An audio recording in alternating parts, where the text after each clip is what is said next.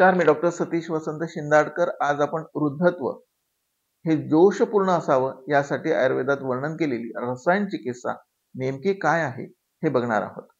वयाच्या 40 नंतर शरीराची शक्ती कमी होणं, रक्तदाब, मधुमेह, वजन वाढणं, इंद्रियांची ताकद कमी होणं इत्यादी तक्रारी सुरू होतात. आणि या तक्रारींपासून जर आपल्याला दूर राहायचं असेल, म्हणजेच आपल्याला आपले तारुण्य दीर्घकाळ टिकवायचे असेल, तर आयुर्वेदात वर्णन केलेल्या रसायन चिकित्सेला तोड नाही.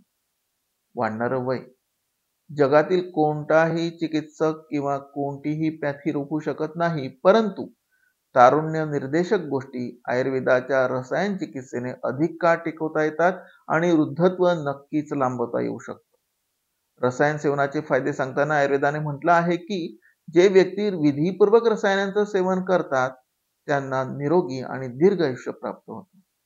तारुण्य अवस्था दीर्घकाळ टिकते. वृद्धावस्थेमुळे होणारे त्रास, अशक्तता, परावलंबित्व टाळता येऊ शकते. सोबतच स्मरणशक्ती, आकलन शक्ती ही उत्कृष्ट राहते. शरीराच्या त्वचेची तेजस्विता टिकते. आपल्या वाणीला म्हणजेच उच्चाराला एक प्रकारची सिद्धी प्राप्त होते. नम्रता, औदार्य आदी मानसिक गुणांचा लाभ होतो. असे सर्व फायदे हवे असतील तर आयुर्वेदात सांगितल्याप्रमाणे विधीपूर्वक बनवलेले च्यवनप्राश खरोखर आश्चर्यकारक परिणाम दाखवतात.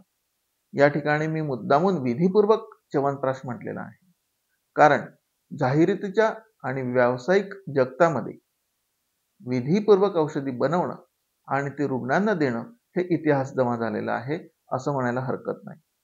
त्यामुळे आयुर्वेद तज्ज्ञांकडून त्यांच्या मार्गदर्शनात आपल्या प्रकृतीला, वयाला योग्य असणाऱ्या च्यवनप्राश सारख्या रसायन औषधींना योग्य मात्रेत सेवन केल्यास निश्चितच त्याचे यथोचित लाभ आपल्याला मिळू शकतील.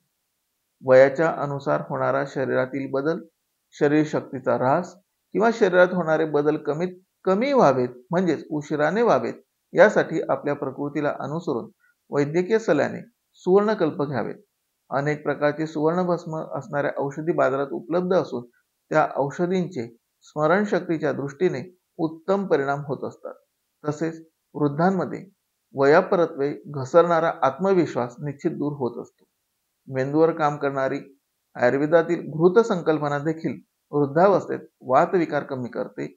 वाताला वेळीच नियंत्रित केले गेले तर सांधेदुखी, सांध्यांमधील आवाज, दृष्टी क्षीण होणे, विस्मरण, झोप कमी होणे इत्यादी आजार किंवा लक्षणं निश्चितच कमी होतील. तसेच वैद्यकीय सल्ल्याने बस्ती चिकित्सा करून घ्यावी.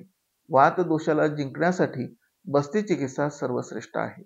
आयुर्वेदाने बस्ती चिकित्सेला अर्धी चिकित्सा असं देखील म्हटलं आहे. वैद्यकीय सल्ल्याने वेळोवेळी विविध तपासण्या करून घ्याव्यात. यामुळे भविष्यात होणाऱ्या आजारांची चाहूल लागून योग्य वेळी प्रतिबंध करता येऊ शकतो. अशा प्रकारे आपली वर्तणूक असल्यास वृद्धत्व हे जोशपूर्ण असू शकतं. नमस्कार.